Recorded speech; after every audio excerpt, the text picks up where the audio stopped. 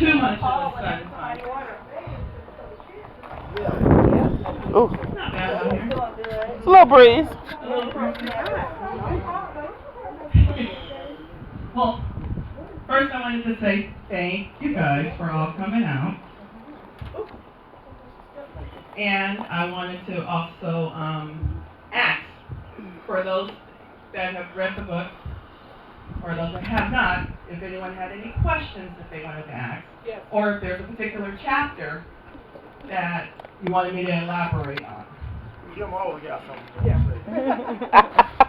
I actually do have a question, if you don't mind. No, I don't mind. See what I think. When can we expect your next book to be out? Yeah. Yeah.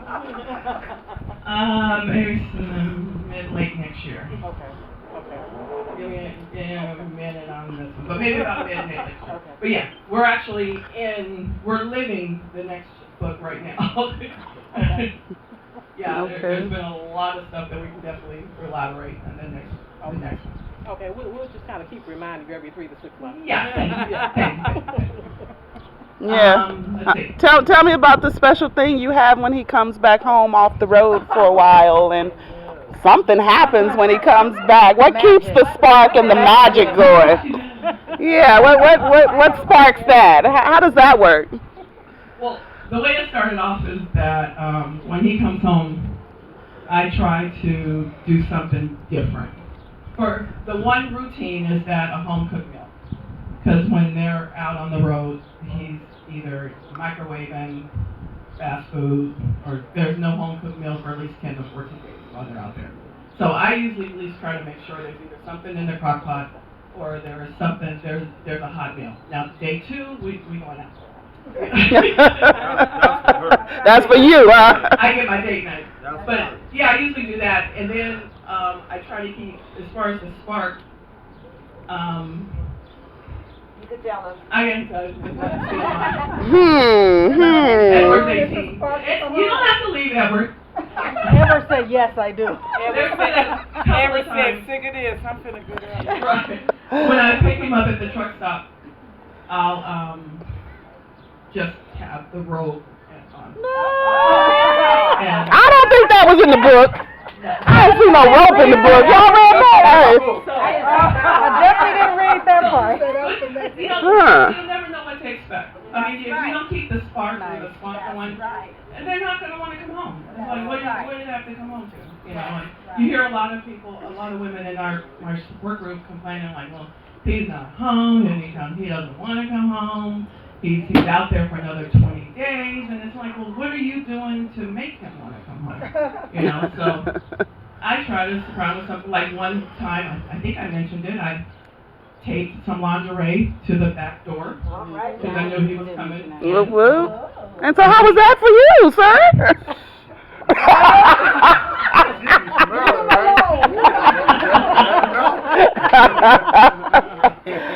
I see. So yeah, you just kind of keep that little spark going, you know, and I totally commend those people that have kids that do this when they're guys like out there on the road, you know. There's no way I don't block it, no way, but how do you do it with the kids? And, you know, I have a hard enough time just me myself holding down the home. Mm-hmm. You do a great job. Yes, that's right. Absolutely. What was your greatest inspiration for writing this book? My greatest inspiration.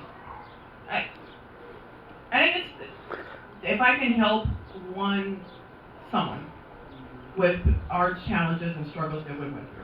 I mean, in the book you'll see that I went like 6 weeks after we got married.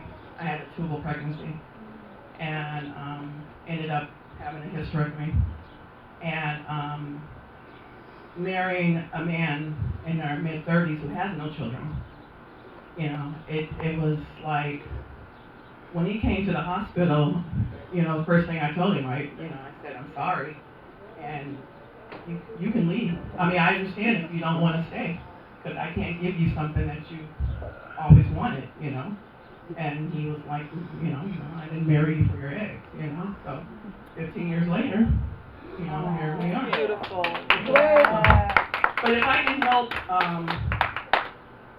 someone, like I did a lot of, like I was talking to Janet earlier, there's a lot of women out there that complain that, you know, my guy's not home, he didn't give me a birthday present, he forgot my anniversary, he forgot this, and then my thing is, are your lights on? Is your roof over your head? Is your bills being paid? We don't exchange Christmas and birthday gifts. You know, we might go out and have dinner or something or celebrate that way, but that's my gift. You know, my lights are paid, my bills, I got a roof over my head, and that's the only gift that I want. You know, but so I do a lot of counseling to a lot of women online, explaining to them like, don't let these Hallmark calendars dictate your life. You know, it's not about that. It's about, you know, what he's doing 365 days a year, you know, 24/7. That's your gift. It comes off okay to some women on the, you know, social media, but then there are others that are, you know, okay, you won't hear from them. They have to have that gift. Right, they have, yes, sister. This is my sister Angela from Okay, so how do you handle those lonely nights? Ooh. You are spicy. She asked the question, hold on. You're not free. She's not free. Well, Is she avoiding my question? no, I'm not avoiding your question. I was waiting for Shauna to get a drink. She wanted to. Oh, okay. Well, I asked that because that's probably some of the ladies' complaints. Right. Let's just say 15 years ago, before smartphones and all of that stuff, and cams and stuff, we had to just talk by phone. We have a thing where at least every 2 hours, we're communicating with each other. And that's one is because anything can happen out there on the road. You know, that's about the accidents that can happen out there. But two is that to let him know that, hey, I'm here for you, and I don't want him to be out there worrying about me. But in the beginning, it took time to handle the lonely things. But you got to keep, what I tell a lot of women is that you got to keep yourself busy. Yeah, I can't sit at home, go to work, and then sit here and like, wait, you know, and get lonely and depressed that they're not here. So what I do is I try to volunteer. You know, at the city, I volunteered on the foster care review board. I volunteered in the city of Buckeye. You know, something to try to fill that space. But then when he's home, it's like,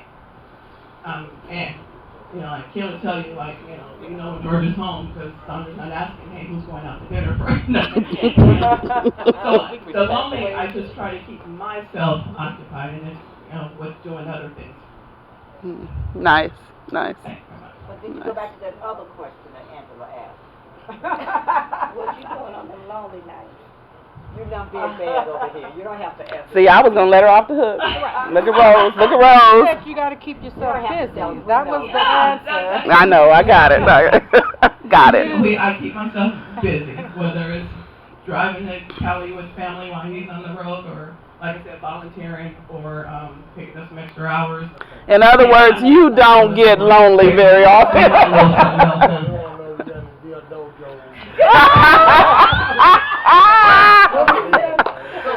George, everybody got that. We don't want to know that. Let me turn the camera off for that.